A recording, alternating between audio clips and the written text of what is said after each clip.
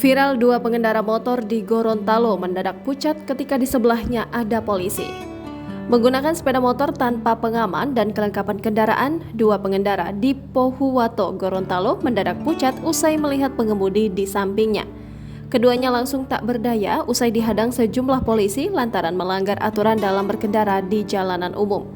Video kedua pengendara motor yang seketika tak mampu berkutik itu pun viral di TikTok usai diunggah oleh akun @tim_respon pada Jumat 14 Juli 2023. Dalam unggahan tersebut tampak kedua pengendara sepeda motor laki-laki yang sedang membawa kendaraan mereka tanpa menggunakan helm maupun pengaman lainnya.